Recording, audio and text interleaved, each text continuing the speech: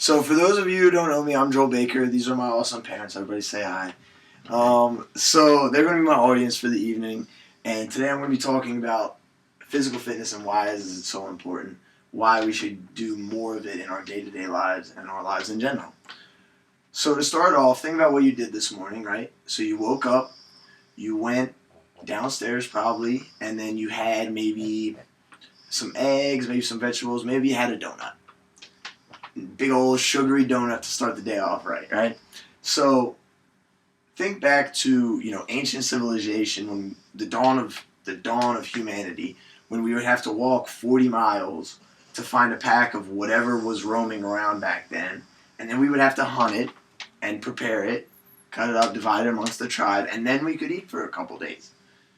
Right? Well, in this day and age, when you can literally order food to your doorstep in 30 minutes or less, or it's free, you don't have to walk 40 miles. You don't have to trek something down. You don't have to spend time finding it. You don't have to forage for berries. You just go out and get it. So what does that mean for physical fitness? What does that mean? So that means we sit at our desk all day, crunched over a computer. Our legs aren't getting stretched. The blood's pooling up. We're not getting any exercise, right?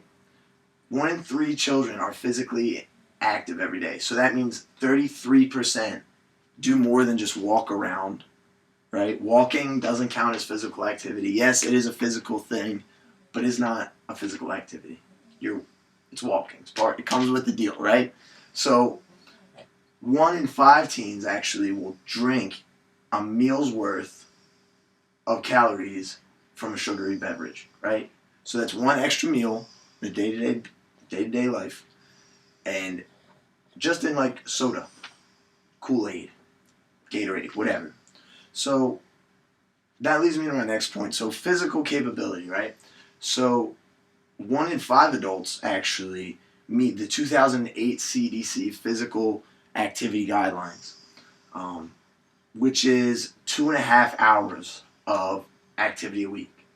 That's 30 minutes after every day of work. If you have a 5-day work week, you go outside for 30 minutes and you walk. You walk for 30 minutes, you meet the guidelines. So 1 in 5, 20%.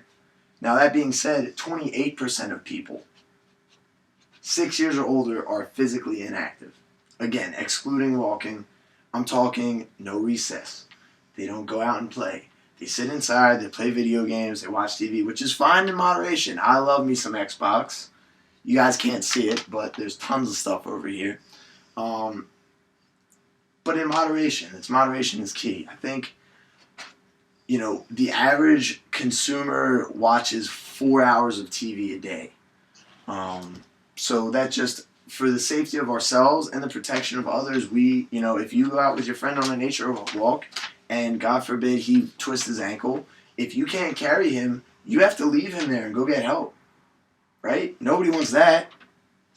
So not only for the safety of others and our own feasibility and functionality in our day-to-day life, we also need to focus on our health, right? So exercise, what can exercise do? It can reduce fat levels, it can reduce cholesterol levels, it can lower heart rate.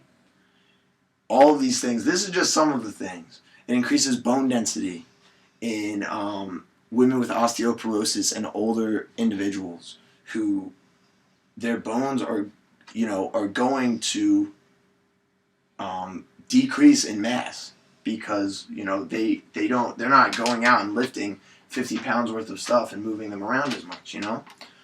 6.6 to 8% of the people in Montgomery County have diabetes, which doesn't sound so bad, but when you compare it to the national average of 10%, about 29 million people in America, and a lot of those are actually type 2 diabetes, which is preventable. It's based on how do you get type 2 diabetes. You combine poor nutrition with lack of exercise and lack of mobility, and your kidneys won't produce enough insulin to match the sugar intake and break down the sugars. So physical, so you're thinking, that's great. We have a bunch of healthy, good-looking meatheads walking around. That's awesome. Spectacular. Where are the brains at, Joel? Well, good news is this all helps mental health as well. So, turns out 40 million adults deal with some type of anxiety or depressive disorder in their day-to-day lives. And, I know I've been there, speaking from experience. I've been there, and a lot of psychologists are suggesting that 45 minutes, as little as 10 minutes, up to 45 minutes of moderate activity can reduce symptoms for a couple hours after the exercise. Again, you're thinking, okay, a couple hours, that's great. Well, more psychologists are finding out that a regular schedule of exercise and mobility will actually further that symptom reduction. So if you can adhere to a schedule of regular exercise, you'll be better off at staving off those feelings, and it can also improve blood flow to the brain and brain activity, which in turn will balance out the chemicals that may or may not be out of balance. James Blumenthal, PhD at Duke University, actually conducted an experiment in which he tested 3 groups, all with some type of, depression. So they had major depressive disorder. Group 1 was subjected to placebo. Group 2 was subjected to antidepressants. And Group 3 was subjected to exercise. They were submitted for exercise. So Group 1, the placebo, not really that great of a turnout. Well, he found out the Groups 2 and 3, the antidepressant and exercise, actually had very similar symptoms, very similar cases and instances of remission of the symptoms. So all over, just physical fitness, and not even, you don't have to go to the gym and lift weights and grunt and carry around a gallon of water. Just a simple walk outside for 45 minutes to an hour every day can improve not only your well-being physically, but also mentally, emotionally.